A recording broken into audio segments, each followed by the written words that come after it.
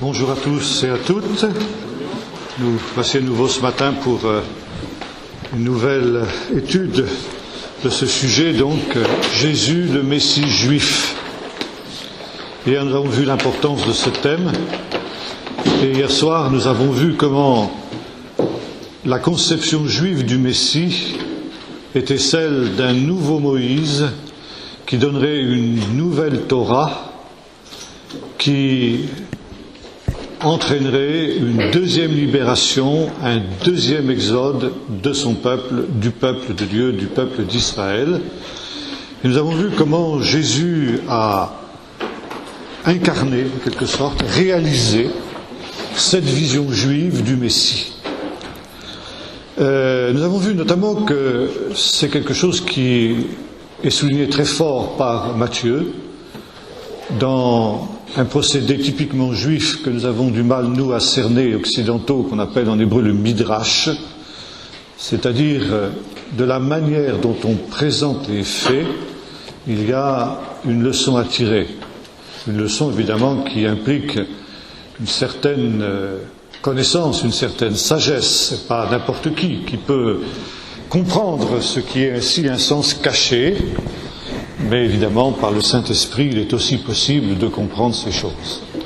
Et nous avons vu notamment que Matthieu construit son évangile autour de 5 grands discours de Jésus, c'est-à-dire autant qu'il y a de livres de la Torah de Moïse. Moïse a donné 5 livres, et de même le nouveau Moïse, le Messie, Jésus, donne une nouvelle Torah qui elle aussi comprend 5 livres, si l'on peut dire, c'est-à-dire 5 grands discours de Jésus.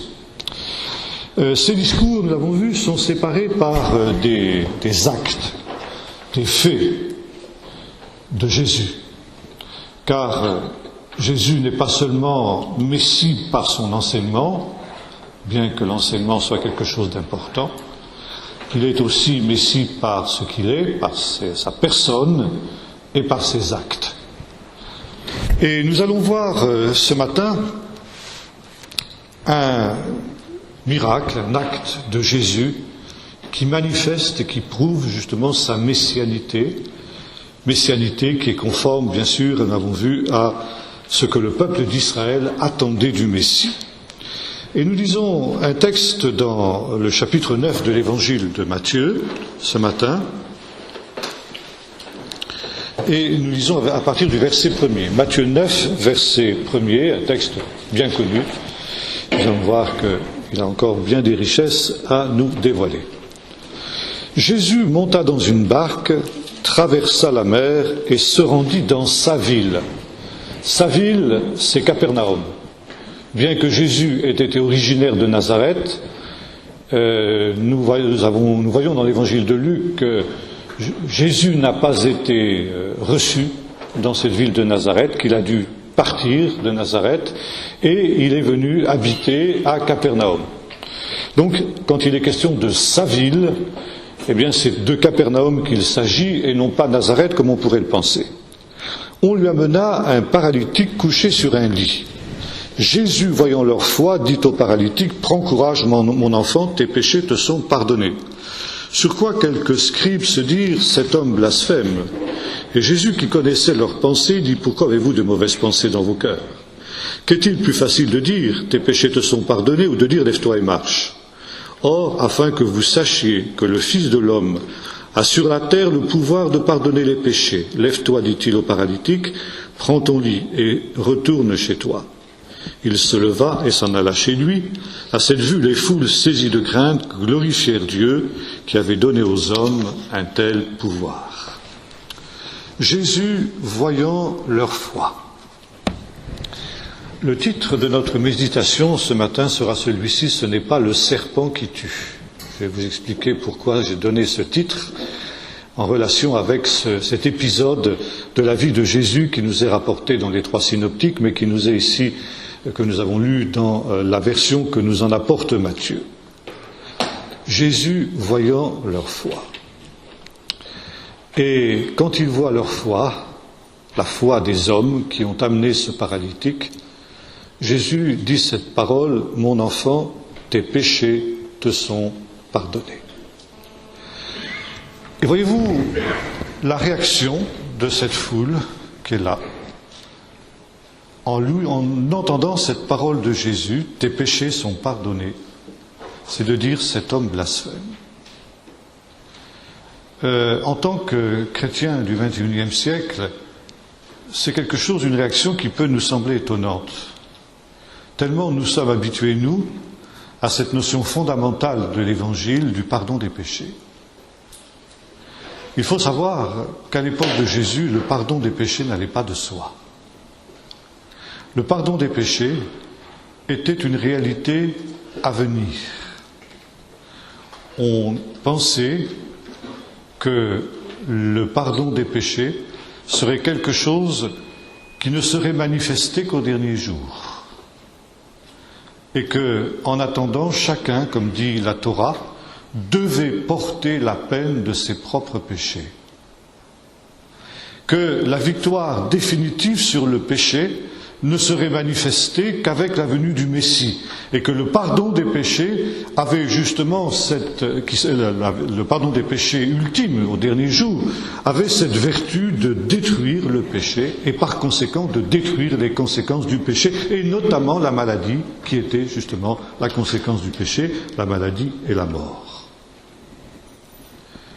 Et lorsque Jésus affirme pour la première fois à cet homme, c'est la première fois qu'il le fait dans son ministère, « Tes péchés te sont pardonnés », cette affirmation est une affirmation messianique. C'est une manière de dire « Je suis le Messie ». Et le temps messianique est venu puisque le temps du pardon des péchés est venu. Or, c'est justement ce qui fait problème. Est-ce que véritablement Jésus est le Messie, ou est-ce que c'est un faux prophète? Est-ce que c'est alors un blasphémateur?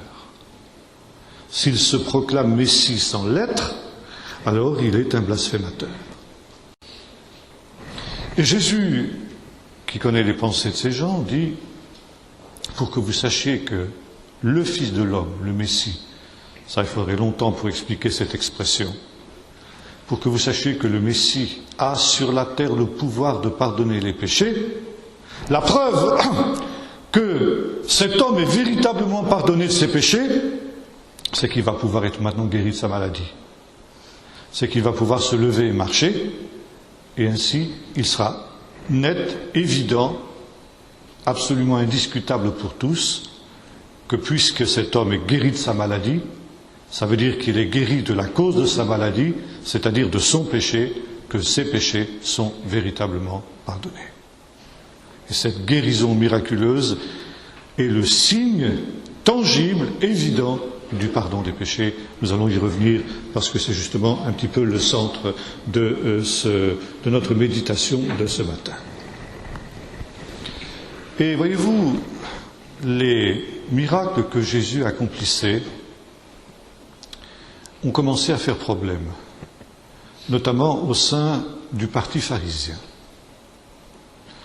Les pharisiens avaient cette idée, qui était la pensée essentielle du peuple d'Israël à cette période, c'est que depuis le retour de l'exil, avec Ezra, Néhémie, Zorobabel, etc., à la fin de l'exil babylonien, le Saint-Esprit avait été retiré d'Israël.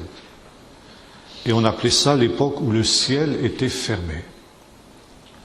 Le dernier livre, chronologiquement parlant en tout cas, de l'écriture, de l'Ancien Testament si vous préférez, c'est le livre d'Esther. C'est le plus récent des livres du canon. Et le livre d'Esther est un livre très particulier en ce sens qu'il est le seul livre de toute la Bible où le nom de Dieu n'apparaît jamais. Et pourtant, eh bien, quand on lit le livre d'Esther, on ne se rend pas compte que le nom de Dieu n'y apparaît pas. Tellement Dieu est présent. Et les sages ont expliqué pourquoi, justement, il n'est plus question ici de Dieu directement. Parce que, tout simplement, le livre d'Esther inaugure ce temps de la fermeture des cieux, c'est-à-dire le temps où Dieu se retire dans son silence et où le Saint-Esprit est retiré d'Israël. Vous lisez ça aussi dans le livre du dernier des prophètes, le prophète Malachie, et son livre se termine par cette parole. Souvenez-vous de la Torah que je vous ai donnée par l'intermédiaire de Moïse mon serviteur. Voici, je vous enverrai Élie le prophète avant que ne vienne le grand jour de l'Éternel.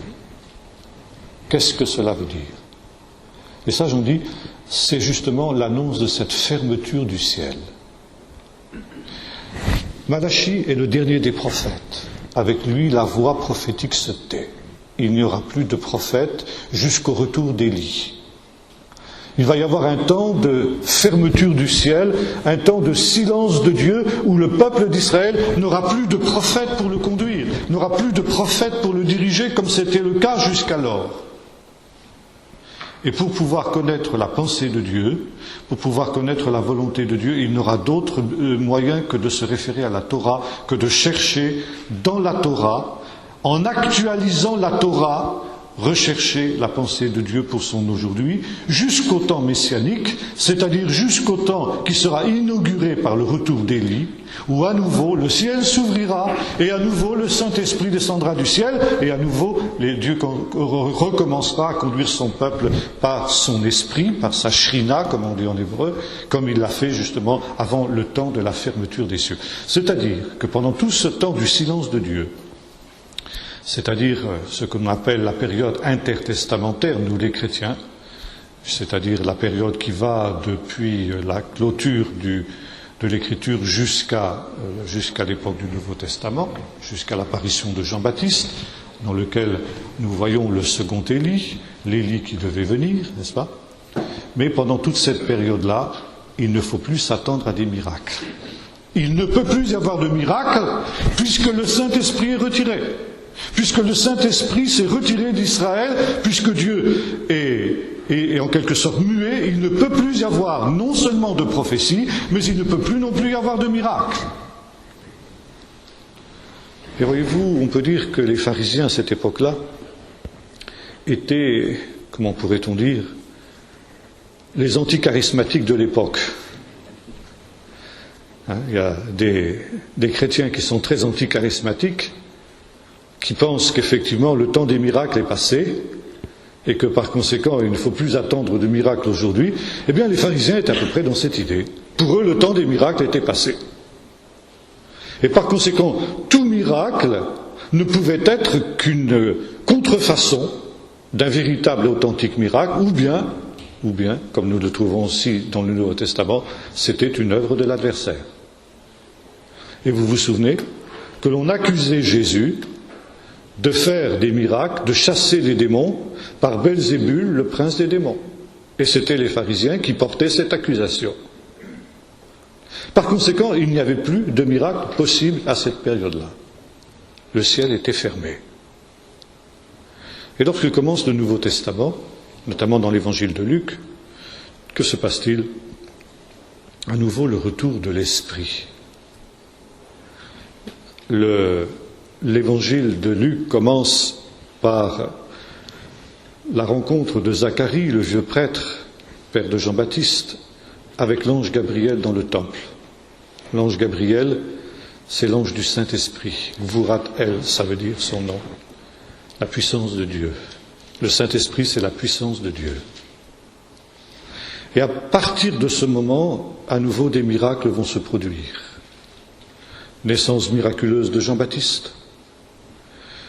Mutisme miraculeux de son père, d'abord Zacharie, et guérison miraculeuse de ce même Zacharie au moment de la naissance de Jean-Baptiste. Annonce miraculeuse de la naissance non moins miraculeuse de Jésus à la Vierge Marie. Cette extraordinaire rencontre de ces deux femmes qui ont été l'objet d'une grâce de Dieu, la vieille Élisabeth et la toute jeune Marie. C'est un des passages les plus extraordinaires de l'Écriture, n'est-ce pas? Lorsque les deux sont remplis du Saint-Esprit et ces deux femmes se mettent à prophétiser. À nouveau, la voix prophétique se fait entendre. Cette voix prophétique qui s'est tue depuis la période du prophète Malachie, voilà qu'à nouveau elle se fait entendre. Etc.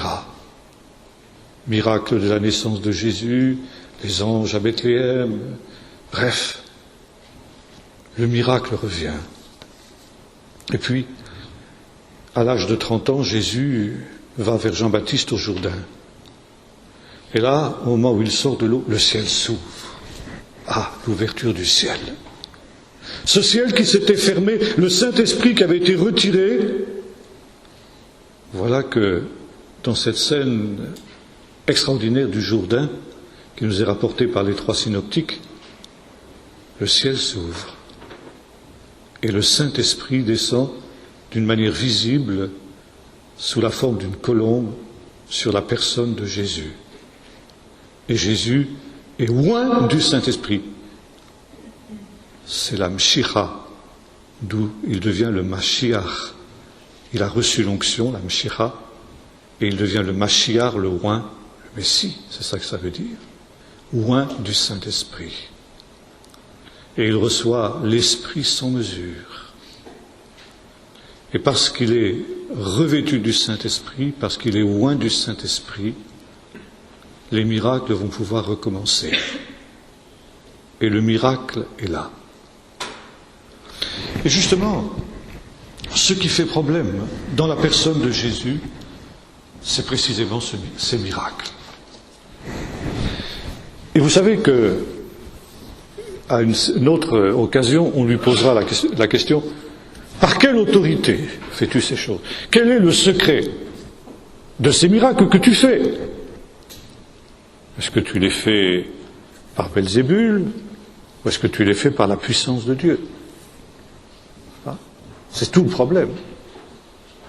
Que Jésus fasse des miracles, c'est une évidence. Personne ne peut nier, personne ne le nie au sein du peuple d'Israël. Même ses pires adversaires, les Sadducéens, qui sont encore plus incrédules que les pharisiens. Et Caïphe, le grand prêtre sadducéen, quand Jésus a ressuscité Lazare, rassemble le Sanhédrin pour juger Jésus in absentia, et il commence par dire, qu'allons-nous faire? Car il est évident que cet homme fait beaucoup de miracles. Ça, on ne le nie pas. Mais tout le problème, c'est de savoir d'où vient la puissance qui est la sienne pour accomplir ces miracles. Quel est le réchout, comme on dit en hébreu, autorité, on traduit ça par autorité, mais c'est aussi source de la puissance. Quelle est la source de ta puissance? Quelle est la source de ce pouvoir que tu as de faire des miracles? Et dans un ouvrage qui date du Moyen-Âge, quelqu'un me faisait hier allusion à cet ouvrage, un ouvrage blasphématoire qui a été écrit en milieu juif, qui aujourd'hui est tellement outrancier que même les juifs en ont honte. Et il n'est plus guère diffusé aujourd'hui, si ce n'est dans un cercle très restreint de gens qui peuvent être encore extrêmement antichrétiens. Mais cet ouvrage, qu'on appelle le Toldot Yeshu, évoque le fait que Jésus faisait des miracles. Ça, c'est pas discuté. C'est pas discuté, c'est un fait absolument incontournable. Mais on essaie de prouver dans cet écrit blasphématoire, comme le faisait ici un certain nombre de pharisiens adversaires de Jésus, on essaie de prouver que les sources de la puissance de Jésus, c'était la magie. Et que Jésus avait dérobé la connaissance du nom, de la prononciation du nom de Dieu, par des moyens tout à fait inavouables, et que c'était la source de cette puissance. Donc une puissance magique, une puissance, on pourrait dire, illégitime. Et c'était tout le problème. D'où as-tu cette puissance? D'où as-tu cette autorité? Et effectivement, les adversaires de Jésus répondaient, de Belzébul, le prince des démons.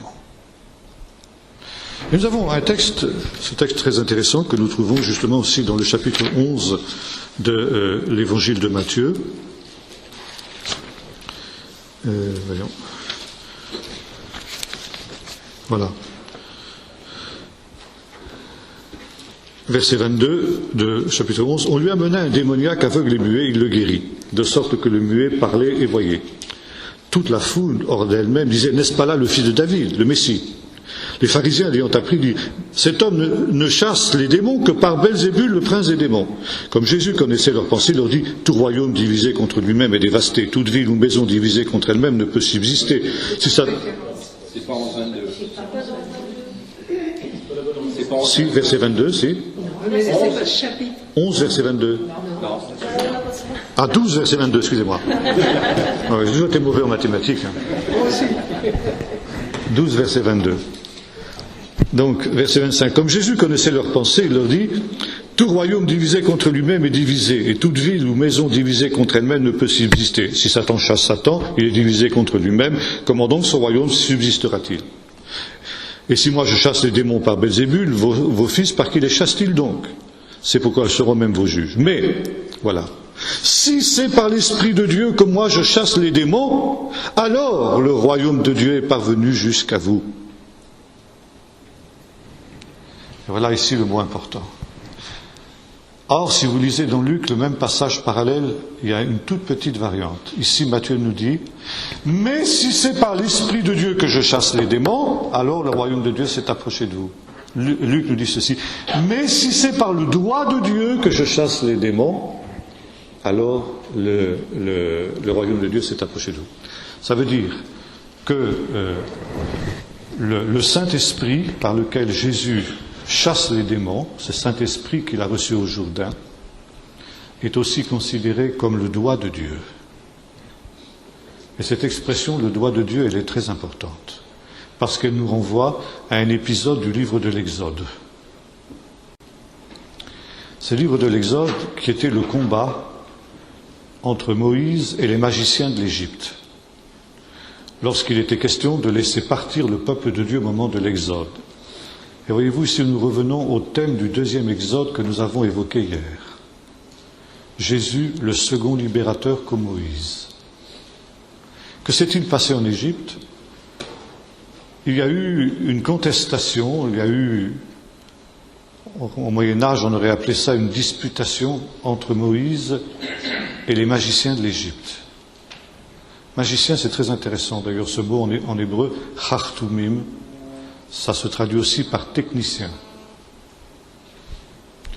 Les magiciens sont des techniciens de l'occulte. C'est ça que ça veut dire. Donc, il y a cette contestation, ce concours entre Moïse et les magiciens de l'Égypte. Moïse jette son bâton et il devient un serpent. Et les magiciens font pareil. Pour montrer qu'il n'y a rien de surnaturel dans cet acte, c'est tout simplement une technique qu'il suffit de connaître. Moïse change l'eau en sang, les magiciens changent l'eau en sang. Et ainsi de suite, pendant un certain nombre de plaies, les magiciens imitent les actes de puissance de Moïse pour montrer qu'il n'y a rien de surnaturel, que ça ne vient pas de Dieu. Jusqu'à un moment, une plaie, la plaie des poux, vous vous en souvenez, quand ils sont incapables, à partir de ce moment-là, les magiciens de l'Égypte vont être incapables d'imiter les miracles que Moïse va faire. Miracles qui sont là pour accréditer que Moïse est envoyé par Dieu. Et c'est ça que les magiciens veulent prouver. Moïse n'est pas envoyé par Dieu. Et quand arrive la plaie des poux, ils sont obligés de dire « ça, c'est le doigt de Dieu ». Ça veut dire qu'ils reconnaissent leur défaite. Ils reconnaissent que la source de l'autorité de Moïse, le pouvoir de Moïse, c'est la puissance de Dieu, l'Esprit de Dieu, le doigt de Dieu, et que par conséquent, Moïse est véritablement envoyé de Dieu. Et voilà, ici nous retrouvons ce combat. Belzébul ou Dieu? Une puissance magique ou la puissance de Dieu? Par quelle autorité fais-tu ces choses? Et qui t'a donné cette autorité? Belzébul, le diable. C'est complètement insensé de parler comme ça, dit Jésus. Parce que ça voudrait dire tout simplement que Satan se chasse lui-même. Ça veut dire qu'il s'autodétruit.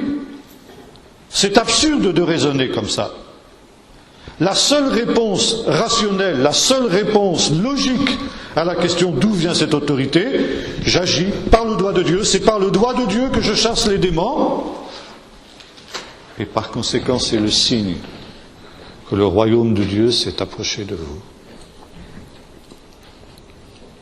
C'est le signe que nous entrons dans l'ère messianique. C'est ça, quand il dit le royaume des cieux s'est approché de vous, ça veut dire c'est le signe que je suis le Messie et que c'est l'ère messianique qui est maintenant imminente, puisqu'effectivement maintenant vous pouvez voir l'action du Saint-Esprit. Le Saint-Esprit, le doigt de Dieu est à l'œuvre pour libérer son peuple, comme lorsque Moïse a commencé à faire les miracles dans le pays d'Égypte, c'était le début de l'Exode, c'était le début de la libération.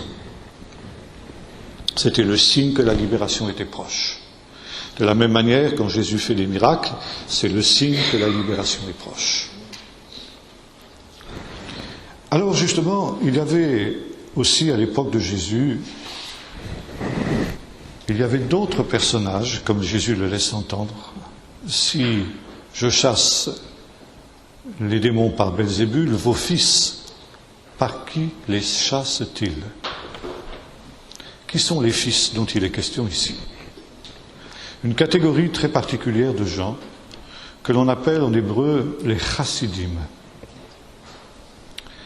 Vous savez, nous avons, à travers la lecture du Nouveau Testament, une image qui est assez limitée de ce qu'était le judaïsme de l'époque de Jésus. Le judaïsme était bien plus divers que ce qu'une lecture superficielle du Nouveau Testament pourrait nous laisser entendre. Il y avait de très très nombreux partis, et il faut étudier justement toutes les sources de cette époque pour comprendre un petit peu dans quel monde Jésus vivait.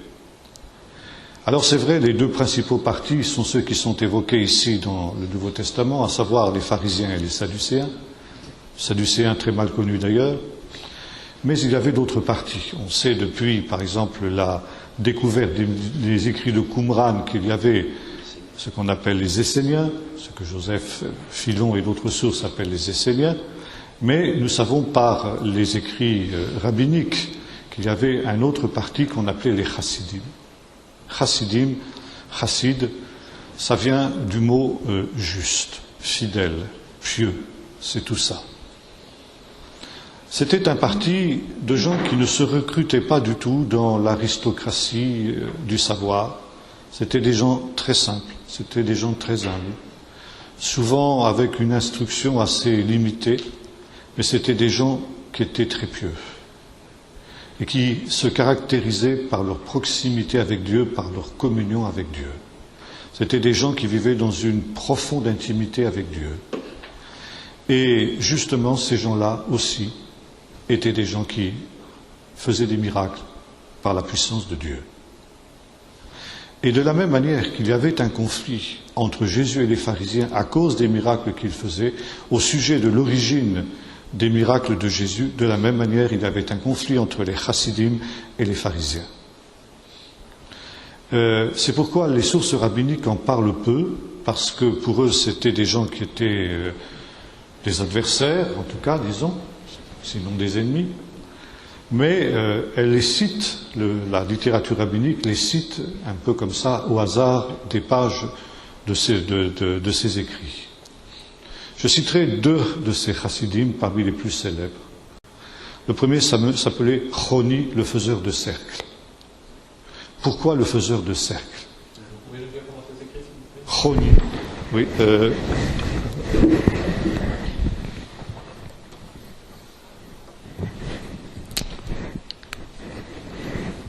Alors, c'est une lettre que nous n'avons pas en français. C'est un son que nous n'avons pas en français.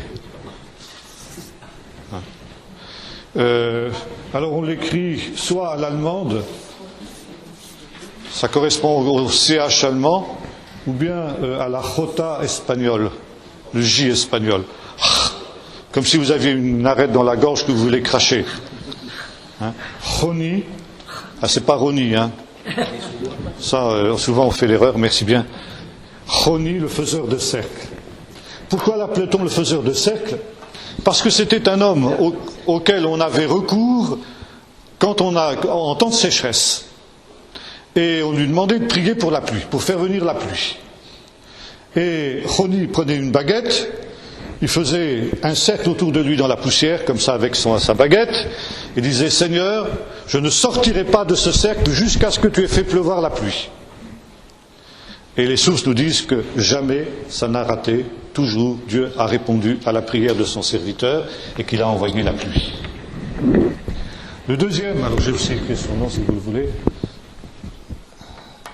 c'était un personnage qui s'appelait Hanina ben Dorsa.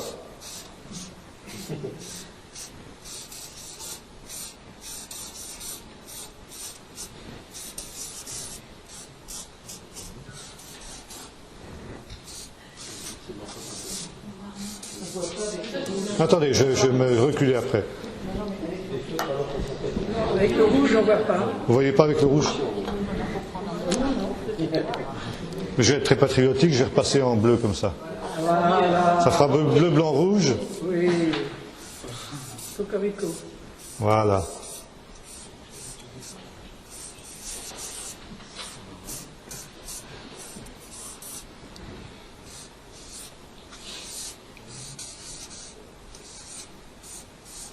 Voilà. Hanina ben Dorsa, c'était un homme qui avait le pouvoir de guérir les malades. Et lorsque on lui amenait un malade, il priait et il sentait si le Seigneur voulait le guérir ou pas.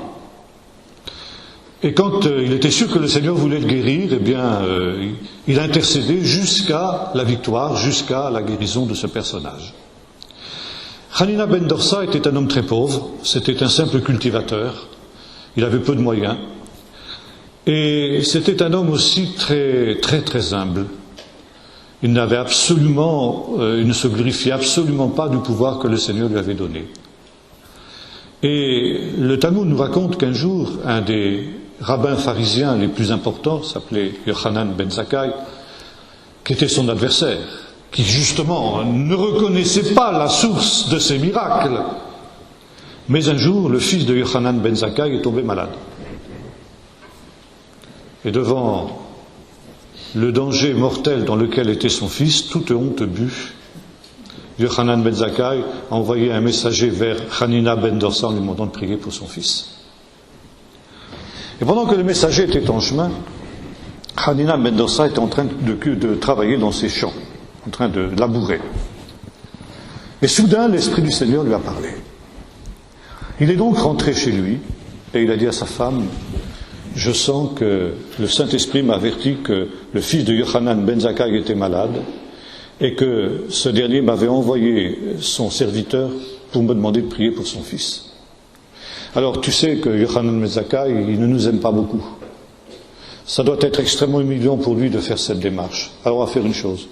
Prions pour lui maintenant, de telle manière que son fils soit guéri maintenant. Et alors il va dire à son serviteur de revenir et il n'aura pas l'humiliation de venir me demander de prier pour lui. Lui et sa femme ont prié pour le fils de Yochanan ben Zakkai et il a été guéri et les choses se sont passées comme ça.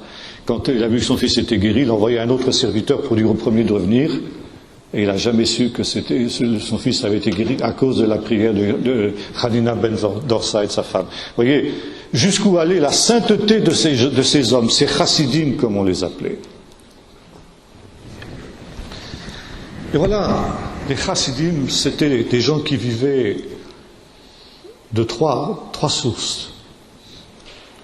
La Torah, la piété du temple, et je dirais le Saint-Esprit, le charisme. C'était les trois éléments. D'ailleurs, chassid, ça se traduit aussi par grâce. Et c'est le même mot que le grec charis, du mot charismatique. C'était des gens, les chassidim étaient des charismatiques, si l'on peut parler comme ça. Excusez-moi, l'orthographe de chassidim, c'est... Chassidim, oui.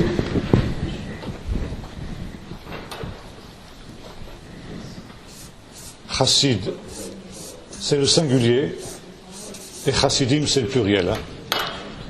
Hein. Ça va, tout le monde voit? C'est bon? Et il y a un texte très intéressant qu'on trouve dans l'évangile de Luc, je vous invite à le lire.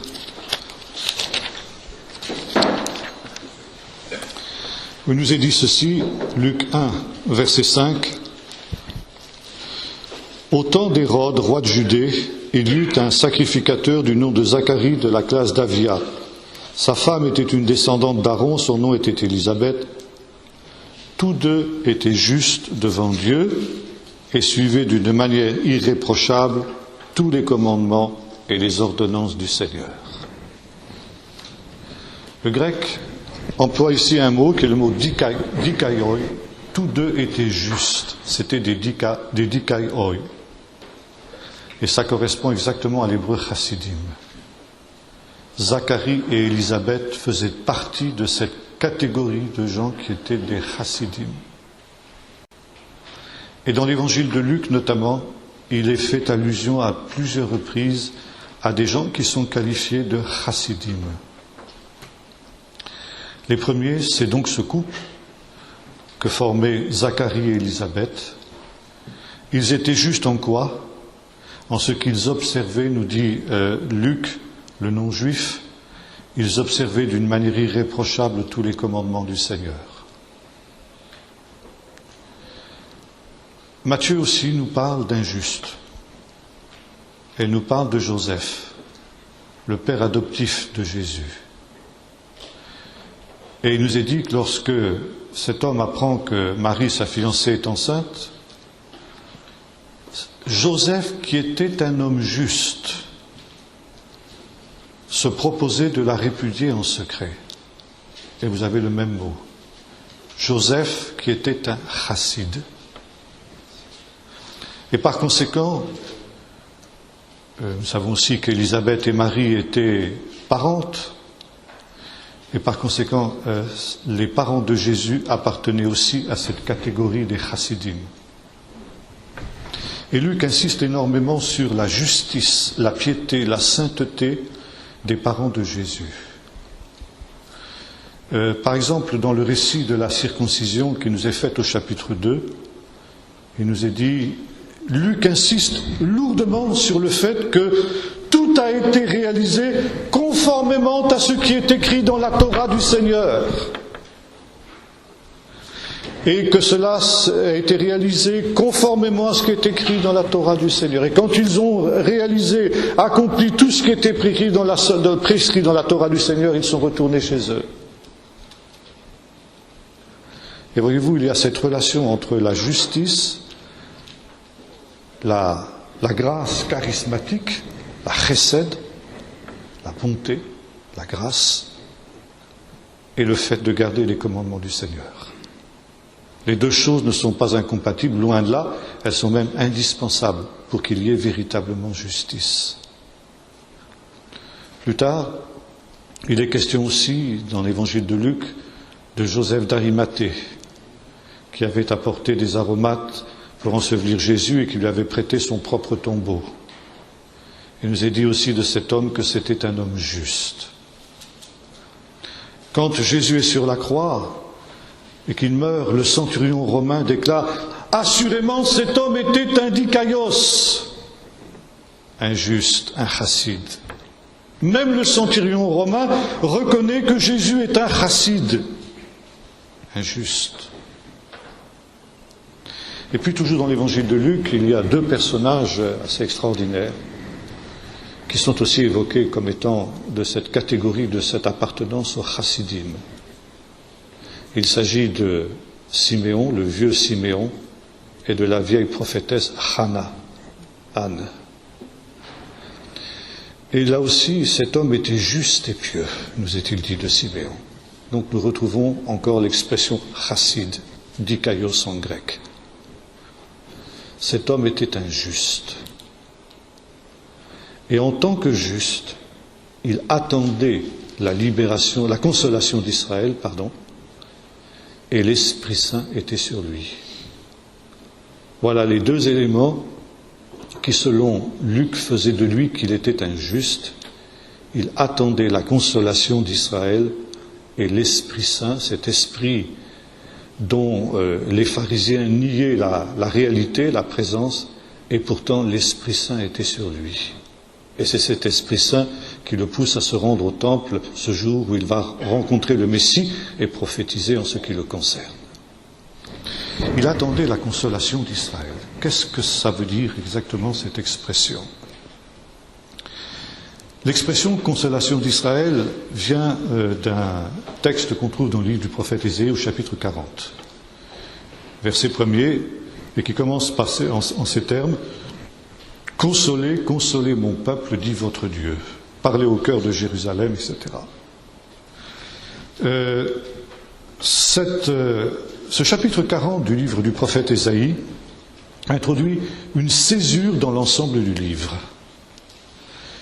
À partir du chapitre 40, le ton du livre va entièrement changer.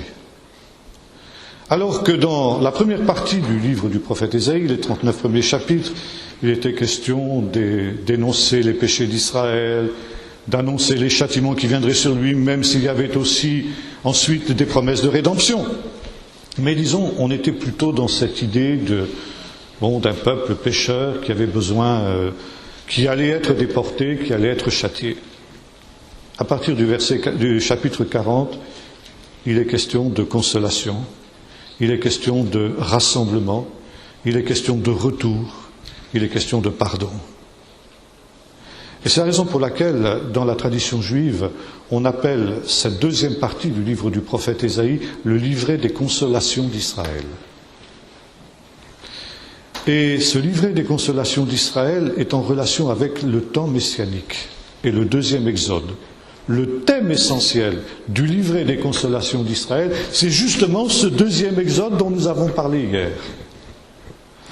Et ce qui est très intéressant, c'est que à cette période de l'année, c'est-à-dire une période qui va de l'anniversaire de la destruction du temple, qu'on célèbre, disons, fin juillet, début août, ça dépend des années, jusqu'au Nouvel An, c'est-à-dire jusqu'à dans 15 jours, toutes les lectures des prophètes, vous savez, dans la synagogue, le samedi matin, on fait deux lectures, la lecture de la Torah et la lecture des prophètes. Une lecture donc tirée des 5 livres de Moïse, et puis une lecture qui est tirée d'un des livres prophétiques. C'est ce qui s'est passé quand Jésus était dans la synagogue à Nazareth. Il a fait la lecture des prophètes. Et justement, la lecture était tirée du livret des consolations d'Israël. C'était le chapitre 61. L'Esprit du Seigneur est sur moi. Et Jésus a pu dire, aujourd'hui, cette parole que vous venez d'entendre, il emploie un hébraïsme que Luc a traduit littéralement, même si en grec c'est aussi choquant qu'en français. Cette parole que vous venez d'entendre, elle est accomplie dans vos oreilles. Voilà ce que dit l'hébreu littéralement. Alors, pendant 7 semaines, les 7 semaines qui séparent l'anniversaire de la destruction du temple au Nouvel An, on lit chaque samedi un texte tiré du livret des consolations d'Israël, de ce chapitre-là. Et voilà, les consolations d'Israël, c'est effectivement ce temps que les chassidim attendent.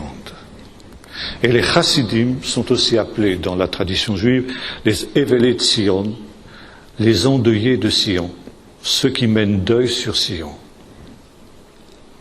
Et nous voyons justement cette Hannah, Anne, la vieille prophétesse, qui était veuve et qui avait vécu dans le temple, dans les jeûnes et dans la prière. Ça veut dire qu'elle priait pour la libération de Sion, pour la consolation de Sion. Elle appartenait à ces chassidim qui étaient aussi appelés les endeuillés de Sion, ceux qui mènent deuil sur Sion. Et c'est une expression qui est tirée du chapitre 66 du livre du prophète Ésaïe. « Réjouissez-vous avec Jérusalem, vous tous qui l'aimez. Soyez dans l'allégresse, vous qui menez deuil sur elle, qui êtes les endeuillés de Sion, car vous serez nourris du lait de ses consolations. » Et voyez-vous, c'est aussi le thème des béatitudes dont nous avons parlé hier. Heureux les endeuillés, car ils seront consolés. Et c'est pas simplement ceux qui pleurent parce que, je sais pas, ils ont eu un revers, ils ont eu un problème, etc. Non, non. C'est spécialement ceux qui pleurent sur l'état lamentable dans lequel ils sont et qui attendent la consolation d'Israël, le rétablissement d'Israël au temps messianique. Ce sont ceux-là, les chassidim. Et la consolation d'Israël, elle est aussi assimilée avec la libération d'Israël. les Cherut Sion, on dit. Et nous avons des pièces de monnaie qui ont été battues au moment des 2 révoltes juives qui portent justement cette inscription en 1, 2, 3, etc. de la libération de Sion, avec une étoile qui est représentée. L'étoile du matin, l'étoile de la rédemption. Et voilà donc Siméon appartenait à ces justes. Ces justes qui attendaient la consolation d'Israël et qui étaient donc remplis du Saint-Esprit. Et Siméon va prophétiser. Il va dire ceci à Marie. Bon, l'annonce des souffrances, bien sûr, mais il dit ceci: mes yeux ont vu ton salut. C'est très intéressant quand vous retraduisez cette expression en hébreu. Salut, ça se dit en hébreu Yeshua, c'est le nom de Jésus. Enai raou et Yeshuatecha. Mes yeux ont vu ton Yeshua. Voilà ce que dit littéralement Siméon. Le nom de Jésus, c'est le salut. Jésus est un homme appelé salut, tout simplement. Mes yeux ont vu ton Yeshua, que tu as préparé pour toutes les nations, selon la prophétie qui avait été faite à Abraham, que nous avons lu hier. Lumière pour éclairer les nations et gloire d'Israël, ton peuple. Ça veut dire, il ne peut pas y avoir de salut des nations s'il n'y a pas rétablissement d'Israël, s'il n'y a pas gloire d'Israël, son peuple. La lumière ne viendra pleinement sur les nations que dans la mesure où Jérusalem sera rétablie, où Jérusalem sera consolée. Et ça, c'est tout un programme. Voyez-vous, il ne peut pas y avoir de salut des nations, il ne peut pas y avoir de salut de l'Église des nations sans le salut d'Israël. Et c'est pourquoi l'Église ne peut pas se couper d'Israël, car sans Israël, il n'y a pas de salut pour elle. Ça, c'est Siméon qui le dit dans cette fameuse prophétie que nous avons lue tout à l'heure. Dernier point sur ce chapitre, il est question aussi des parents de Jésus. C'est la fin de l'évangile de l'enfance selon Matthieu au chapitre 2. Les parents de Jésus, nous est-il dit, montaient chaque année à Jérusalem pour célébrer la fête de Pâques. Et vous savez, Jésus a 12 ans, descend avec eux, puis bon, il reste dans le temple, les parents l'ont perdu, il revient, vous connaissez toute l'histoire. Bien. Mais ce quoi je voudrais insister, c'est sur cette expression de Luc, cette mention du fait que les parents de Jésus montaient à Jérusalem chaque année pour y célébrer la fête de Pâques. Bon, on a lu ça des dizaines de fois, ça nous paraît évident. Est-ce que ce n'était pas quelque chose d'ailleurs qui était prescrit par la Torah de Moïse?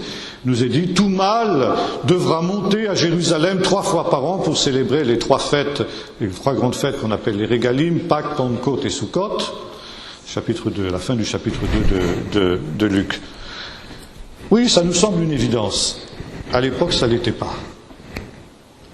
Parce qu'il était très rare que des Galiléens aillent tous les ans à Jérusalem pour la fête de Pâques pour des raisons économiques. Parce qu'entreprendre un tel voyage, c'était une grosse dépense financière. Et seuls les plus riches pouvaient se permettre d'aller de Galilée à Jérusalem chaque année pour la fête de Pâques. Or, nous savons que les parents de Jésus étaient des gens modestes, financièrement parlant. Ils n'avaient pas beaucoup de moyens. Et pourtant, ils faisaient le sacrifice financier d'aller chaque année à Jérusalem. Et ce petit détail vous montre aussi à quel point les parents de Jésus étaient des gens pieux.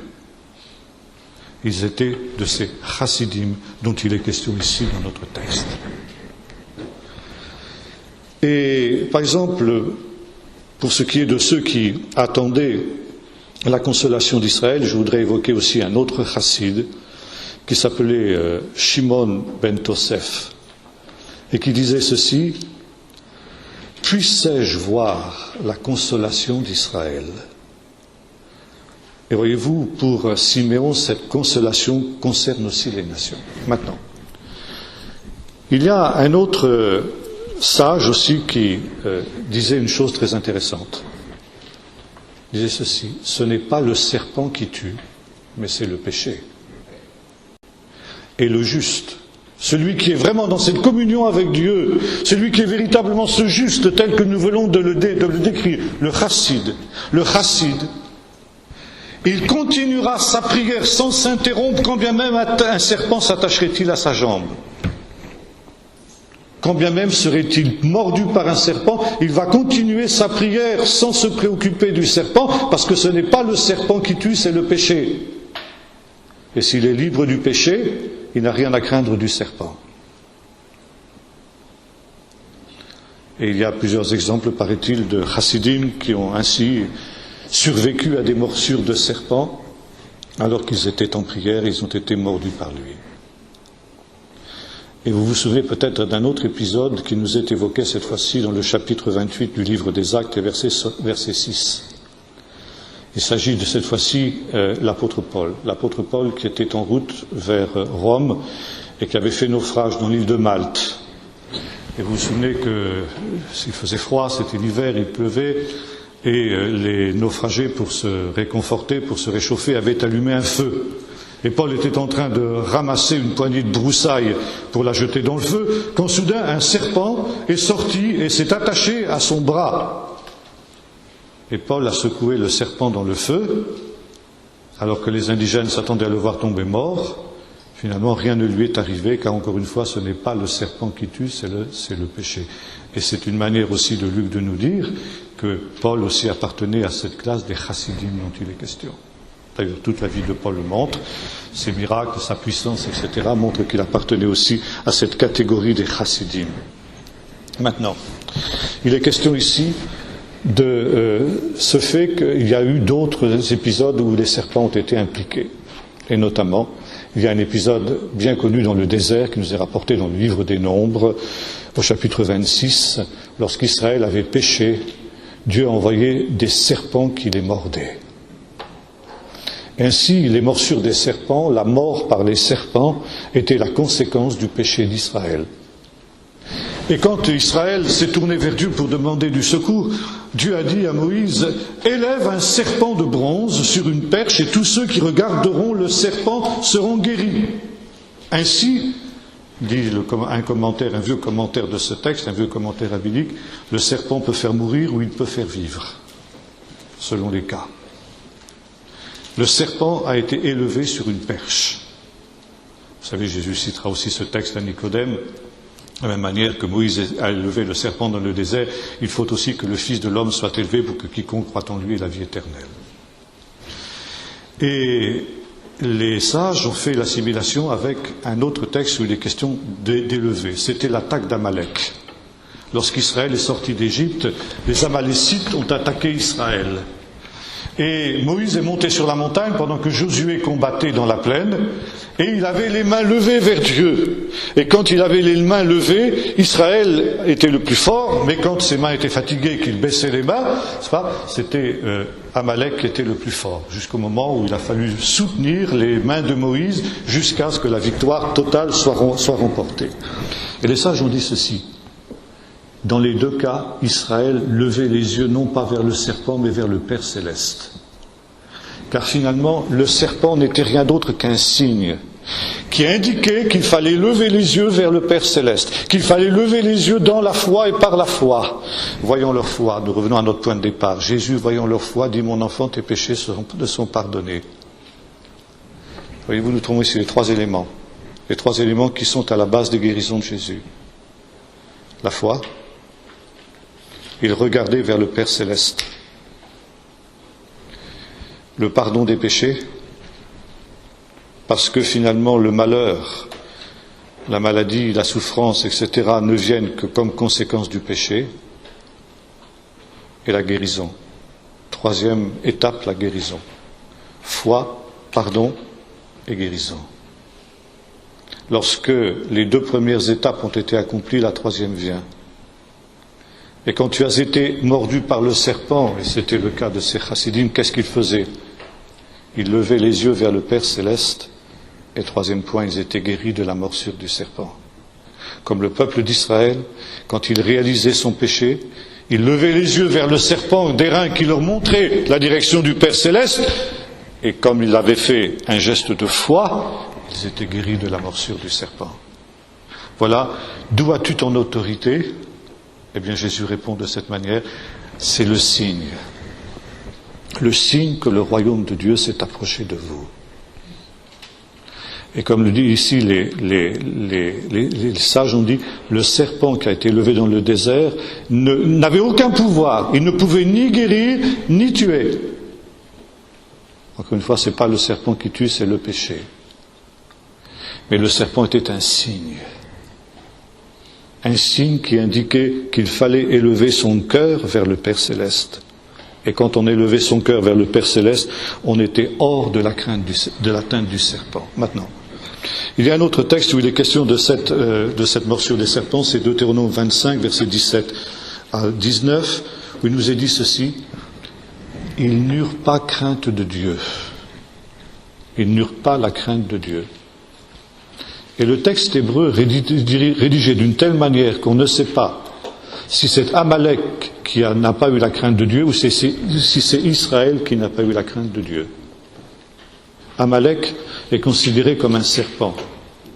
Ça veut dire qu'il a attaqué traîtreusement les Israélites par derrière. Et les sages posent la question, qui n'a pas eu crainte de Dieu dans cet épisode?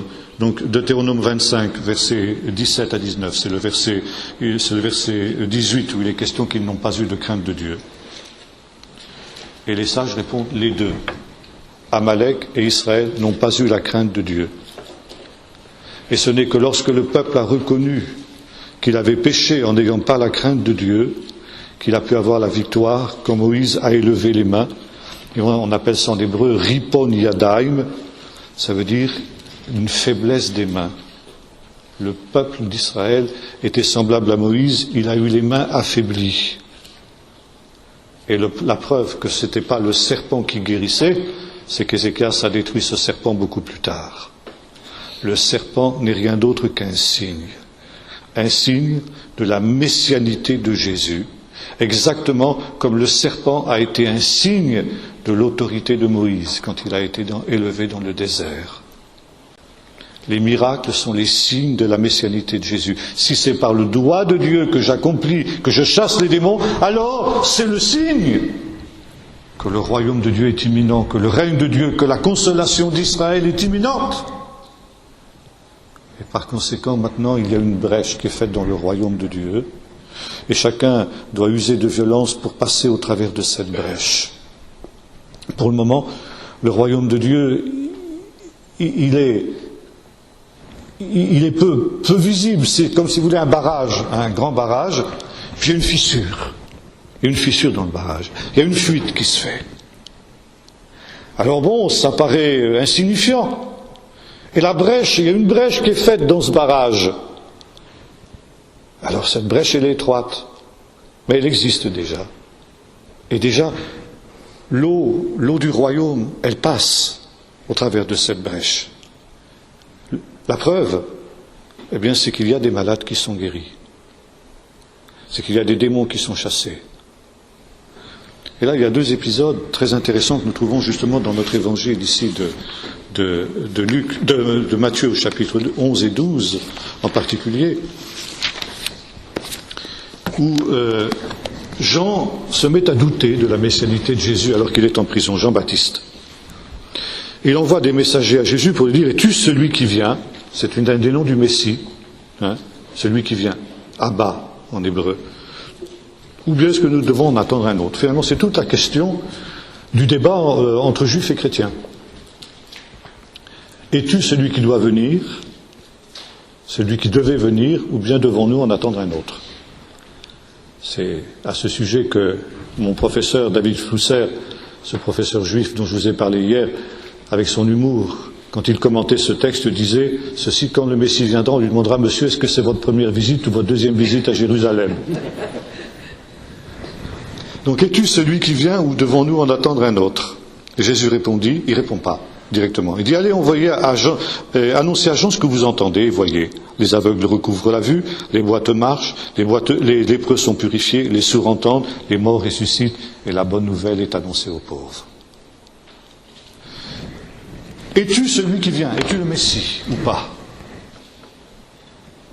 Jésus dit, voilà, il y a des signes.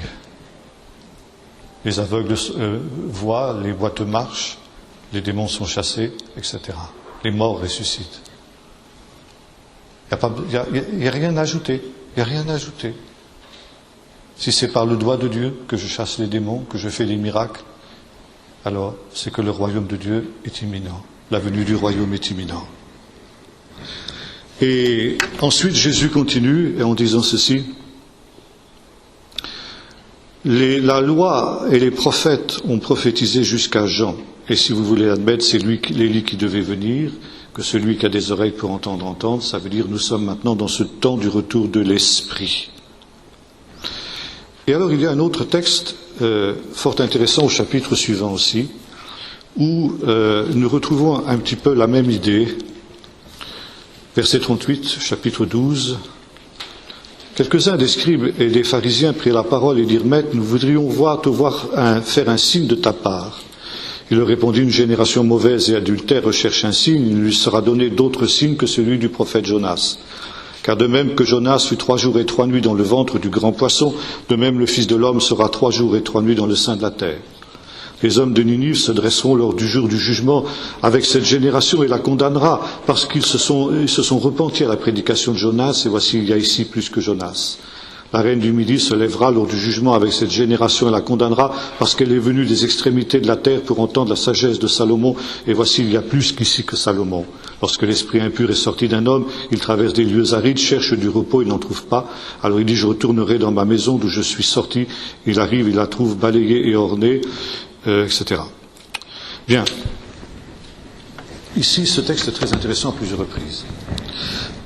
D'abord, on demande à Jésus un signe qu'il est véritablement le Messie. Jésus dit, il n'y a pas besoin d'autres signes que ceux qui sont donnés, il y en a suffisamment des signes. C'est par incrédulité que vous parlez de cette manière. Et c'est la raison pour laquelle vous serez en quelque sorte devancés par les non-juifs, par les païens. Voyez-vous ici, Jésus prophétise sur l'endurcissement d'Israël et l'entrée des païens. Et Jésus évoque ici les Ninivites, premièrement.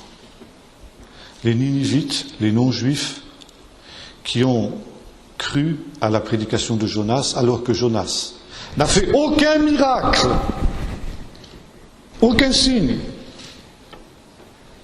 Le peuple d'Israël demande des miracles, et ça Paul le rappelle. Les Grecs demandent la sagesse, les Juifs demandent des miracles. Et voilà, les Ninivites, ces non-juifs, n'ont pas demandé un seul miracle à Jonas. Jonas, en lui-même, dans sa personne, a été un signe pour eux. Et Jésus ici entrevoit, en quelque sorte, le fait qu'une partie du peuple ne croira pas en lui.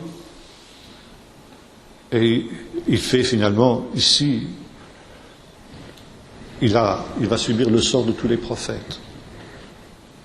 Les prophètes d'Israël ne sont pas reçus. Et le sort des prophètes, c'est d'être rejetés et c'est d'être mis à mort. Et Jésus dira, il ne faut pas qu'un prophète meure en dehors de Jérusalem, car c'est Jérusalem qui tue les prophètes. Et Jésus dit, si j'avais été un prophète comme Jonas envoyé vers les nations, j'aurais eu du succès. Mais comme je suis un prophète qui est envoyé aux brebis perdues de la maison d'Israël, je vais être rejeté et crucifié. Et c'est la raison pour laquelle cette génération sera condamnée par les gens de Ninive qui se sont repentis à la prédication de Jonas. Deuxième exemple, la reine de Sheba, la reine du Midi, qui est venue des extrémités de la terre sans rien voir, simplement pour avoir entendu parler de la sagesse de Salomon. Elle a fait une démarche de foi que le peuple d'Israël n'est pas capable de faire. Et Jésus continue ensuite à s'en prendre à ces villes dans lesquelles il a fait la plupart de ses miracles. Malheur à toi Chorazim, malheur à toi Bethsaïda, et toi Capernaum, etc. Car si les miracles qui avaient été faits au-dedans de toi l'avaient été faits dans Tyr et dans Sidon, des villes païennes, il y a longtemps qu'elles se seraient repenties. et là nous arrivons à une autre notion très importante dans la prédication de Jésus et dans sa messianité. Jésus commença à prêcher en disant « Repentez-vous, car le royaume des cieux s'est approché. » Et voyez-vous, dans les milieux évangéliques, on fait souvent une erreur dans l'interprétation de ce texte. Repentez-vous pour pouvoir ensuite être béni, pour pouvoir être guéri, etc. Jésus fait l'inverse. Il guérit les malades d'abord, inconditionnellement. Il dit maintenant que tu as été guéri, repens-toi. Parce que c'est le signe que le royaume de Dieu s'est approché. Quand tu as vu un miracle, eh bien tu ne peux pas rester indifférent devant le miracle. Si tu le fais, alors tu es comme cette génération perverse et adultère. Mais quand tu as vu un miracle, il y a deux choses que tu dois faire. Glorifier Dieu. Et dans l'histoire de la guérison du paralytique, nous avons vu que c'est comme ça que ça se termine. La foule glorifia Dieu parce qu'elle avait donné aux hommes un tel pouvoir. Et là, nous avons les traces d'une ancienne bénédiction que l'on prononçait à l'époque de Jésus quand on avait été témoin d'un miracle. Parce que vous savez, dans la tradition juive, jusqu'à nos jours, il y a une bénédiction pour toutes les circonstances de la vie. On bénit Dieu quand on se réveille le matin, on bénit Dieu quand on se couche le soir. On bénit Dieu avant le repas, on bénit Dieu après le repas. On bénit Dieu quand on reçoit une bonne nouvelle, on bénit Dieu quand on reçoit une mauvaise nouvelle. On bénit Dieu dans toutes les circonstances de la vie. Le juif, c'est celui qui loue, c'est son nom, Yehudi, celui qui loue, qui bénit Dieu. Et il y avait donc, à l'époque de Jésus, 3 bénédictions qui sont disparues aujourd'hui, que l'on prononçait quand on avait été témoin d'un miracle. Je vous les lis. Béni soit celui qui donne aux hommes, aux fils des hommes, une partie de sa puissance. Ça, c'est la première bénédiction. La deuxième bénédiction, béni soit celui qui a donné la sagesse aux sages, la puissance à celui qui fait des miracles, la connaissance à celui qui enseigne. Quant à la troisième bénédiction, on ne la connaît plus, elle a totalement disparu, parce que justement les pharisiens qui ne croyaient pas au miracle l'ont fait disparaître. Donc la première chose que l'on fait quand on a été témoin d'un miracle, c'est de bénir Dieu. Et en bénissant Dieu, on reconnaît que c'est le doigt de Dieu, donc que le royaume de Dieu s'est approché. Et puis deuxièmement, on se repent. Tu ne peux pas faire autre chose que de te repentir quand tu as été témoin de la puissance du royaume de Dieu manifestée. Et si tu ne le fais pas, alors que tu as été témoin de la grâce de Dieu, alors tu es gravement coupable. Là, tu es, je dirais, presque inexcusable. Et c'est ce que Jésus reproche à ces villes, Chorazine, Bethsaïda et Capernaum. Dernier point avant de conclure. Cette petite parabole que l'on trouve aussi dans ce même texte de Matthieu, voyons, je la retrouve. Voilà, verset 29 du chapitre 12. Une toute petite parabole qui termine le propos de Jésus dans sa controverse avec ceux qui l'accusent de chasser les démons par Belzébul. Comment quelqu'un peut-il entrer dans la maison d'un homme fort et piller ses biens sans avoir auparavant lié cet homme fort ? Alors seulement il pillera ses biens, celui qui n'est pas avec moi est contre moi, celui qui n'assemble pas avec moi disperse. Qu'est-ce que Jésus veut dire par cette petite parabole ? Finalement, c'est tout le résumé de sa mission messianique.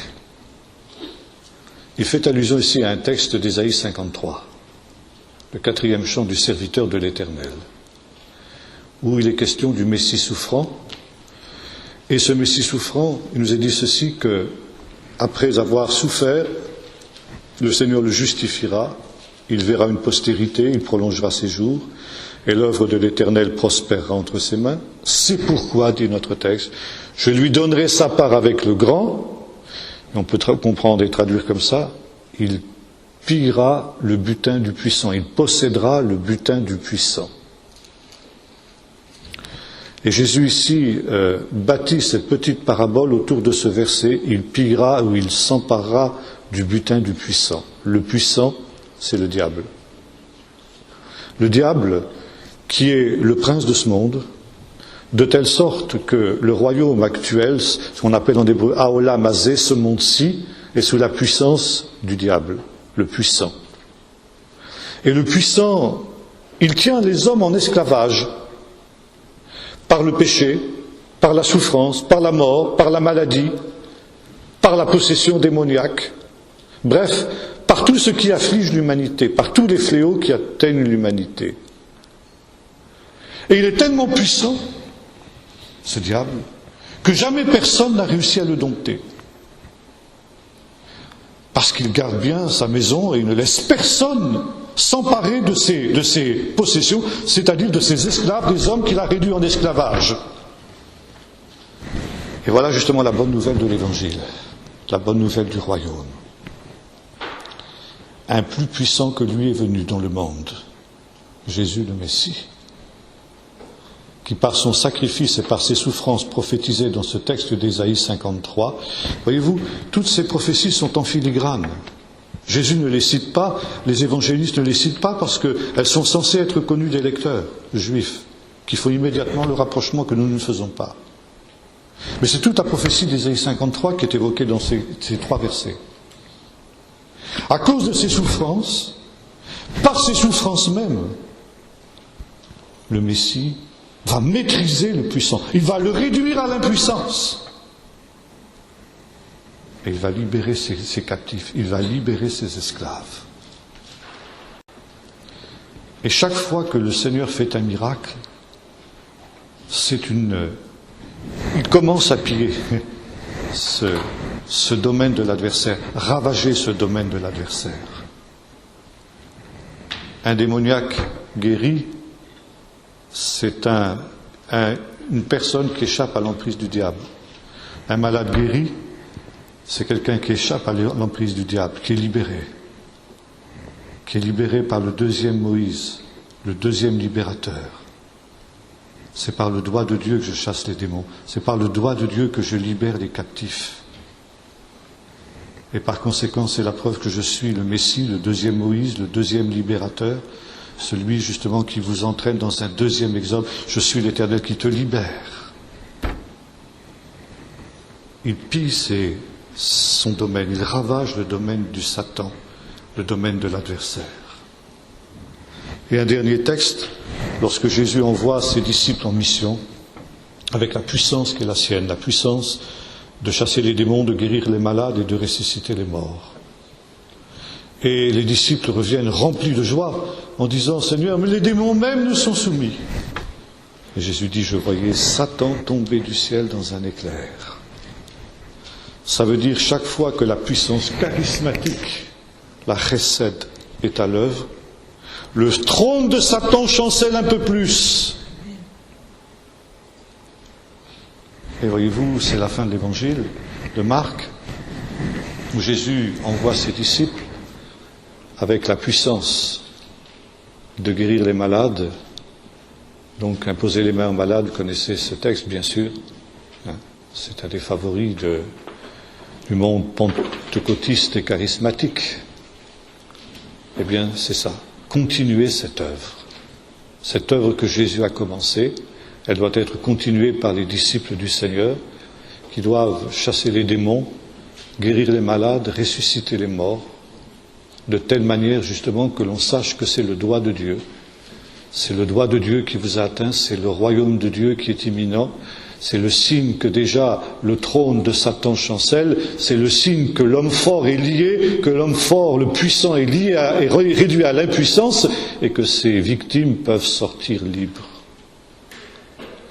Au travers de ces 3 éléments que nous avons trouvés dans ce récit de la guérison du paralytique à partir duquel nous avons commencé notre méditation, la foi, nous voyons leur foi, qui entraîne le pardon des péchés, la repentance et la guérison, qui en découlent, qui en résultent.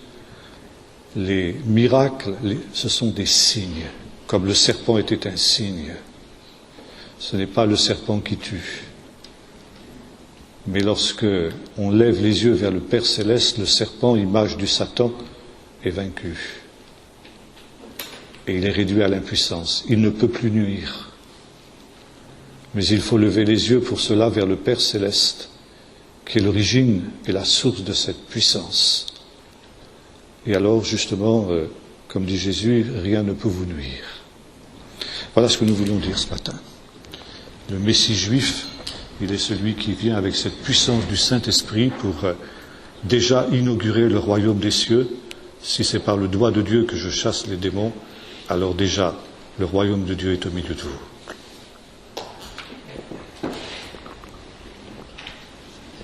Voilà, on a un petit temps pour des questions. Oui? Une petite précision. Les régalimes, vous avez énoncé, Pardon? les régalimes, les fêtes, Oui, les régalimes, oui. je n'ai pas tous les notés. Vous voulez que je vous les rappelle? Régalim, il manque d'évoquer les trois régalim. Régalim, ça vient du mot régel, qui signifie le pied. Régalim, ça veut dire les pèlerinages à pied. Il y avait 3 grands pèlerinages à pied que tout mâle se devait d'accomplir à Jérusalem. Le premier, c'était Pâques, Pessah, on dit en hébreu. Le deuxième, c'était Shavuot, ça veut dire la Pentecôte. Et le troisième, c'est celui qui va être célébré dans quelques semaines maintenant, Sukkot, la fête des tabernacles, qui était le plus important d'ailleurs. Plus important encore que Pâques.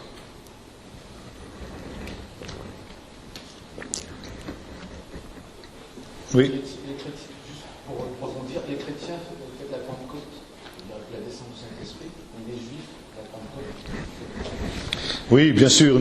Quelle est la signification de la Pentecôte pour les Juifs? C'est ça. Pour nous, chrétiens, c'est la descente du Saint-Esprit. Mais qu'est-ce que c'est pour les Juifs, la Pentecôte? La Pentecôte, c'est la fête des moissons. C'est d'ailleurs, on fait la lecture dans la synagogue ce jour-ci, pendant que nous sommes en train de parler. Les Juifs sont en train de lire ce qui concerne le rituel de Pentecôte dans le livre du Deutéronome, ça s'appelle la Paracha Kitavo. Quand tu seras rentré, on appelle ça Birkat Bikurim en hébreu, la bénédiction des prémices. Quand tu seras rentré dans le pays que l'Éternel ton Dieu te donne, tu apporteras au Seigneur les prémices de tes récoltes. Et tu diras, mon père était un araméen nomade. Et nous avons un traité du Talmud qui s'appelle Bikurim, justement, et qui nous explique comment se pratiquer ce rituel à l'époque où le temple existait, rituel qui n'est d'ailleurs pas décrit dans la Bible. La Bible ne se contente de nous dire qu'il faut apporter les premiers fruits et puis les présenter au Seigneur. En fait, dès que les premiers fruits commençaient à apparaître sur les arbres, les propriétaires des arbres devaient mettre un signe autour du fruit pour savoir que c'était celui qui était destiné au bikurim. Et quand il était mûr, on prenait ce fruit, on le mettait à part justement pour qu'il soit offert aux prémices, on le mettait de côté pour la Pentecôte. Alors, les offrandes qui étaient offertes pour la fête des prémices, c'était simplement ce qu'on appelle les 7 espèces du pays de Canaan qui sont évoquées dans le chapitre 8, verset 8 du livre du Deutéronome: l'orge, le blé, la vigne, le grenadier, le figuier, attendez, il me reste 2, les dattes et les oliviers. Voilà, ça fait 7. Donc c'était les 7 fruits qu'on apportait au Seigneur pendant Ils ont ceci de commun qu'ils arrivent à maturité entre Pâques et Pentecôte. C'est pour ça qu'ils servaient pour les bikurim, justement. Donc, quand arrivait la fête de Pentecôte, chaque village, chaque ville désignait une délégation de gens qui étaient destinés à porter les bikurim à Jérusalem. Alors ils passaient la nuit sur la place du village à prier, etc. Le lendemain, quelqu'un leur disait « Levons-nous, montons à Sion ». Et dès qu'ils étaient en vue de Jérusalem, il y avait une délégation de prêtres et de lévites qui sortaient à leur rencontre en les bénissant. Et tous les officiels du temple, soyez bénis vous qui venez de tel endroit, soyez bénis vous qui venez de tel endroit, soyez bénis vous, etc. Alors chaque porteur de ces prémices entrait dans le temple avec son panier sur l'épaule, se présentait devant l'autel, et là il disait « Mon père était un araméen », et quand il disait le mot araméen, il posait le panier par terre. Un araméen nomade, tu nous as fait sortir du désert pour nous donner l'abondance, aussi nous t'apportons maintenant les marques de notre reconnaissance. C'est ça la bénédiction des prémices. Donc c'était la bénédiction des prémices. Maintenant, la fête de Pentecôte avait une autre signification dans la Bible, parce que les fêtes ont toujours deux significations dans la Bible. Une signification agricole et une signification spirituelle. La signification agricole, c'est celle qu'on vient de dire. Spirituelle, c'est le 50e jour après la sortie d'Égypte. Pentecôte, d'ailleurs c'est le nom en grec, ça signifie 50 jours après Pâques. Et qu'est-ce qui s'est passé le 50e jour après la sortie d'Égypte, quand vous lisez le livre de l'Exode? Le don de la Torah sur le mont Sinaï. Et par conséquent, la fête de l'Alliance. Et la fête de Pentecôte est la fête de l'Alliance par excellence. La fête de Pentecôte était la fête la plus importante pour la communauté de Qumran, pour les Esséniens. Pourquoi? Parce que eux se considéraient comme la communauté de la nouvelle alliance. À partir du texte de Jérémie 31:31, voici, je fais avec la maison d'Israël, avec la maison de Juda, une Brit Chadasha, une alliance nouvelle ou un nouveau testament, si vous préférez parler en vieux français. Et par conséquent, pour les Esséniens, la fête de la Pentecôte était la fête de la nouvelle alliance, du renouveau de l'alliance. Parce que plutôt que de traduire par nouvelle alliance, il faudrait traduire par alliance renouvelée. Vous voyez? C'est la même alliance, il n'y a pas deux alliances, il n'y a pas une ancienne et une nouvelle alliance, il y a une alliance renouvelée.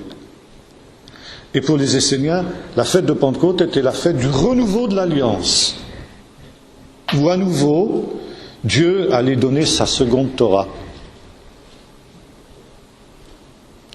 Et vous voyez ce qui se passe le jour de la Pentecôte chrétienne.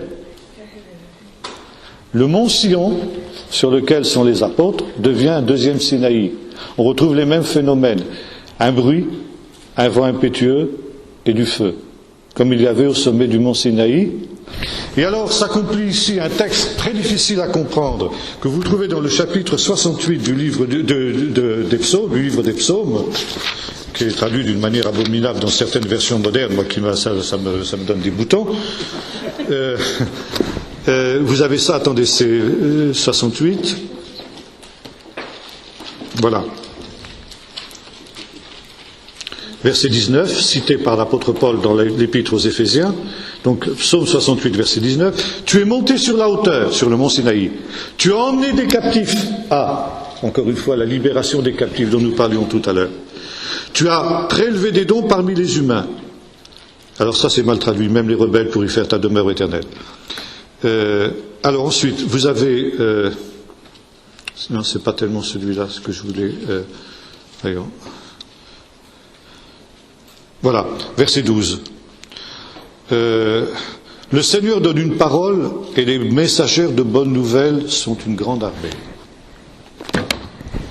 Texte très difficile à traduire et texte très difficile, encore plus difficile à comprendre. Et pour le comprendre, il faut avoir recours à la tradition juive, justement, et l'explication qu'en ont donné les rabbins. Tout ce psaume 68 concerne la théophanie du Sinaï. Vous voyez, il est constamment question ici du Sinaï. D'ailleurs, c'est un des psaumes qui est lu pour le jour de la Pentecôte, justement à cause de ça. Et il y a cette idée. D'abord, première question. Pourquoi est-ce que la Torah a été donnée dans le Sinaï et non pas dans la terre d'Israël, sur une montagne de la terre d'Israël? Pourquoi a-t-elle été donnée dans ce désert? Et la réponse est parce que le désert du Sinaï était un no man's land, qui n'appartenait à aucune nation. Pour que les nations ne puissent pas dire qu'elles ne sont pas concernées par la Torah, parce que la Torah a été donnée au peuple d'Israël, mais par le peuple d'Israël a été donnée à toutes les nations. Et c'est pourquoi elle a été donnée dans un endroit, sur une montagne qui n'appartenait à aucune nation. Et alors justement, il y a ce verset 12 qui nous dit ceci. Le Seigneur dit une parole, les 10 paroles, il y a eu 10 paroles, le décalogue, les 10 commandements, qui sont 9, comme je le disais hier. Le Seigneur dit une parole. Et les sages nous disent, chaque fois que le Seigneur prononçait une des 10 paroles à haute et intelligible voix, puisque vous savez, le texte biblique nous dit que tout le peuple a entendu la voix de Dieu qui prononçait les 10 paroles, et il en a été effrayé. Chaque fois que le Seigneur prononçait une parole en hébreu, elle était traduite immédiatement dans les 70 langues des nations, de telle manière qu'elle puisse aller dans le monde entier. Le Seigneur dit une parole, et elle se divise, ces paroles, en des dizaines de langues qui vont vers toutes les nations comme des messagères de bonnes nouvelles. C'est le sens de cette expression. Alors il y a cette idée, si vous voulez, que toutes les nations étaient rassemblées, potentiellement, virtuellement, toutes les nations étaient rassemblées au pied du mont Sinaï. Elles ont entendu chacune d'entre elles la Torah dans leur propre langue. Elles ont entendu chacune d'entre elles les 10 paroles dans leur propre langue. Et qu'est-ce que vous avez le jour de la Pentecôte chrétienne? Vous voyez, il y a le parallèle. Si vous ne connaissez pas la tradition juive, vous ne pouvez pas comprendre ce qui se passe le jour de la Pentecôte. Et je ne comprends pas pourquoi une grande armée. J'avoue que. Attendez, je vais regarder dans l'hébreu exactement ce que dit l'hébreu, parce que, vous savez, une traduction, c'est toujours un peu aléatoire.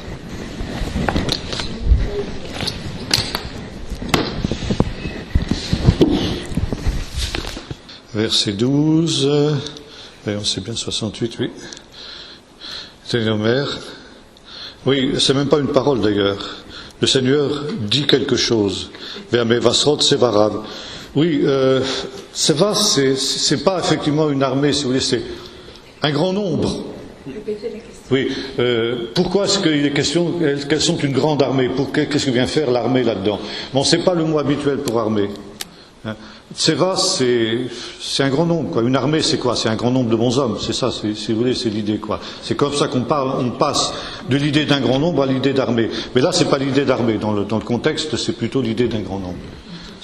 Une multitude. Voilà, c'est ça. C'est ça. Pardon? Quand on dit le Seigneur des armées, c'est la même idée. Adonai Tsevaot, oui, c'est ça, c'est le même mot, effectivement. Oui. Comment expliquer, malgré le silence de Dieu dans la période intertestamentaire, le Saint-Esprit n'agissait plus, qu'il y a eu encore, un peu avant Jésus, ces fameux Hasidim qui avaient la puissance de guérison, qui faisaient encore des miracles? Comment l'expliquer? Parce que le Saint-Esprit n'était tout simplement pas. Pourquoi est-ce que dans le temps du silence de Dieu, il y a eu des Hasidim qui avaient la puissance de Dieu malgré tout? Parce que justement, la puissance de Dieu n'était pas aussi retirée que ça. Amen. Le Seigneur, il ne change pas, si vous voulez, c'est ça. C'est une tradition. Mais c'est pas quelque chose qui est biblique, vous voyez, qui est forcément biblique. C'est la tradition juive, et la tradition pharisienne, qui plus est, qui a eu cette idée. Mais bon, c'est pas parole d'évangile, c'est le cas de le dire. Question subsidiaire, quel est le rapport entre les Hasidim de l'époque de Jésus et ceux d'aujourd'hui? Ah oui, non, aucun. Quel est le rapport des chassidim d'hier et des chassidim d'aujourd'hui? Non, le mot chassid, c'est un mot que vous trouvez essentiellement dans le livre des psaumes. Hein? Le psalmiste est souvent qualifié de chassid. Alors c'est un mot très vaste. Vous voyez, ça vient du mot chesed. Chesed, c'est la grâce, la bonté. Hein? Dieu est qualifié de chassid. Il est le premier des chassidim, Dieu, parce qu'il est bon. Et ça, c'est le centre du message de Jésus. Jésus insiste sur la bonté de Dieu. Il vient mettre en évidence la bonté de Dieu. Et cette bonté de Dieu est telle que finalement, Dieu fait lever son soleil sur les méchants et sur les bons, il fait pleuvoir sur les justes et sur les injustes. Vous voyez? Et c'est une des raisons pour lesquelles, toi aussi, tu dois être bon vis-à-vis de tous, y compris vis-à-vis des méchants, parce que Dieu est bon vis-à-vis des méchants aussi. Vous avez cette idée justement chez les chassidim. Je parlais de Choni, le faiseur de cercle, tout à l'heure, qui faisait tomber la pluie. Et Choni, le faiseur de cercle, disait ceci: le jour de la pluie est plus important que le jour de la résurrection des morts.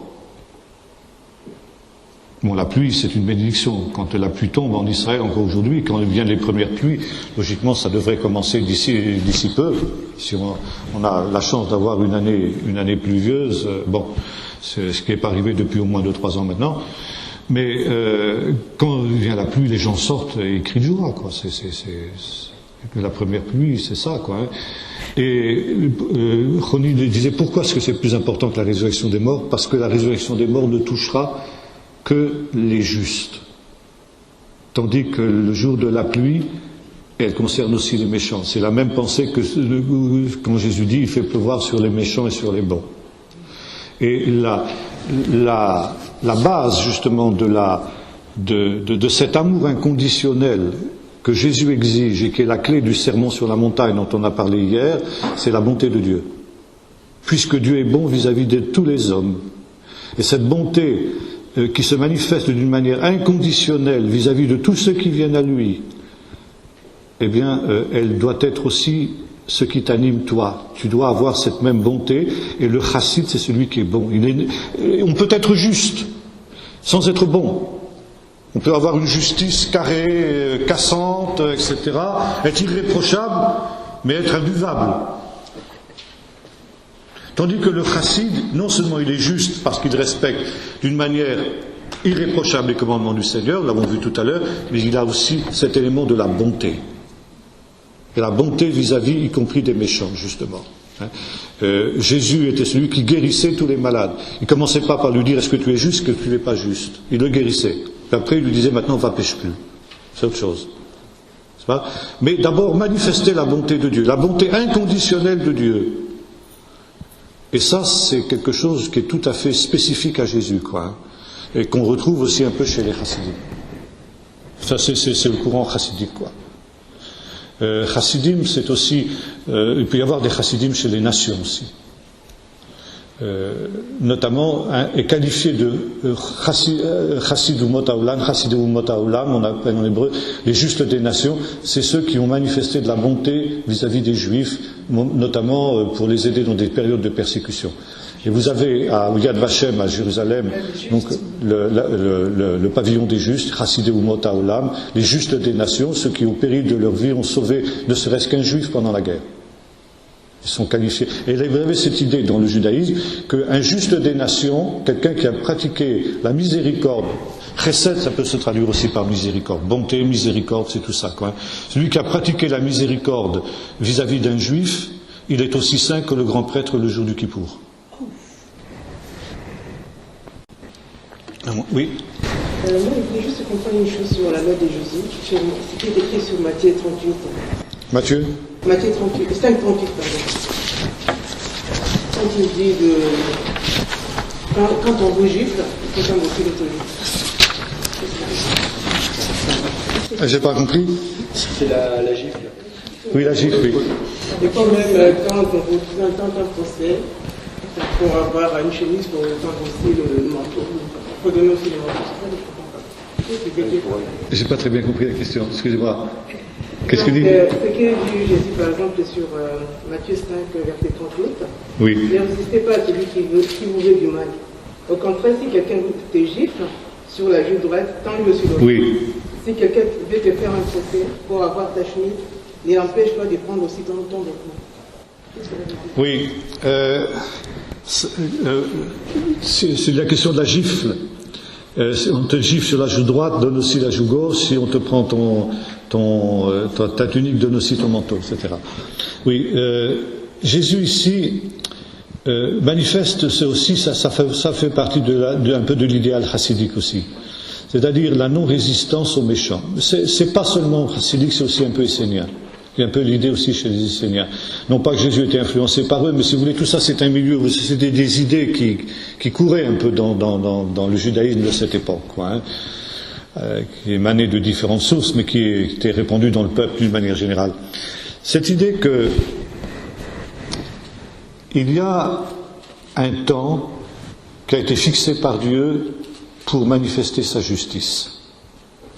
Pour le moment, le temps actuel, ce qu'on appelle en hébreu Haolam Hazé, ce monde-ci, c'est un temps où Dieu laisse aller les choses, comme on l'a dit hier. Ça veut dire il laisse les méchants suivre leur propre voie sans intervenir, et même en manifestant sa bonté envers eux. Soit en faisant lever son soleil ou la pluie, comme on a dit tout à l'heure, soit tout simplement leur donnant un temps de grâce, comme on a dit hier.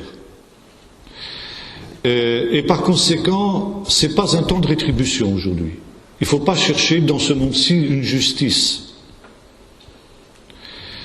Il viendra un temps où Dieu rendra à chacun selon ses œuvres. Ça, ce sera le monde qui vient, ce qu'on appelle Olam Haba. Là, Dieu manifestera sa parfaite justice. Mais le temps actuel n'est pas le temps de la rétribution, c'est le temps de l'épreuve. Où chacun, justement, doit montrer ce qu'il est. Et Jésus a comparé ça dans les paraboles, c'est le thème des paraboles, ça on pourrait en parler longuement. Les paraboles touchent au temps de la rétribution. Le thème des paraboles, c'est le temps où Dieu fera rendre compte, justement, aux hommes. Pardon ? Tu dis des paraboles ? Les paraboles, oui. Les paraboles de Jésus. Les paraboles de Jésus tournent autour du thème de la rétribution. La rétribution des justes et des méchants au dernier jour. Quand Dieu rendra à chacun selon ce qu'a été sa conduite. Et en attendant, eh bien, il ne faut pas chercher à se faire justice. Parce que ce n'est pas le temps de la rétribution. En essayant de te faire justice toi-même, tu devances le temps. Et par conséquent, tu es à contre-temps, quoi. Pour le moment, s'il y a un méchant, laisse-le. Laisse-le faire. Laisse-le suivre son chemin. Alors, attention. Ça ne veut pas dire que tu ne vas pas essayer de limiter le mal. Mais si on te fait du mal à toi, si on fait du mal à un tiers, c'est autre chose. Tu as à intervenir. Autrement, tu n'es pas un chassid, justement. Et ça, c'est tout le problème aussi de la légitime défense, c'est tout le problème de la guerre. Jésus et l'évangile n'est pas non-violent, c'est pas Gandhi. Il est pour la non-résistance, c'est autre chose. C'est pas tout à fait la même chose. Et on voit Jésus, même dans l'équipe de Jésus, il y avait des gens qui avaient des épées, vous vous en souvenez, à la connaissance de Jésus. C'était pas clandestinement, Jésus était d'accord. Bon, passons, c'est autre chose. Mais voilà, donc, mais seulement ça veut dire que ne cherche pas à te faire justice, toi. Essaye de faire régner un peu plus de justice dans ce monde injuste, oui, mais à te faire justice avant le temps, c'est pas la peine. Dieu, confie ta cause à Dieu et Dieu va faire. Alors ça c'est pareil, ce sont des expressions paradoxales. On ne peut pas prendre le sermon sur la montagne pour en faire une loi. Vous comprenez ? D'ailleurs, Jésus ne s'y est pas conformé non plus. Quand on l'a frappé pendant son procès, il a protesté. Il a dit pourquoi me frappes-tu ? Qu'est-ce que j'ai fait pour que tu me frappes ? Et si j'ai mal parlé, dis-moi en quoi j'ai mal parlé. Si j'ai pas mal parlé, pourquoi tu le fais ? Paul a fait la même chose. Il n'a pas attendu l'autre jour. Vous voyez ? C'est une expression de ces expressions paradoxales qui montrent justement une attitude de non-vengeance, de ne pas vouloir devancer le temps. Mais ça ne veut pas dire qu'il n'y aura pas un jugement. Mais en son temps. Tu dois attendre. Tu dois attendre que Dieu te rende justice quand il aura décidé de le faire, soit dans ce monde-ci, soit en tout cas dans le monde futur.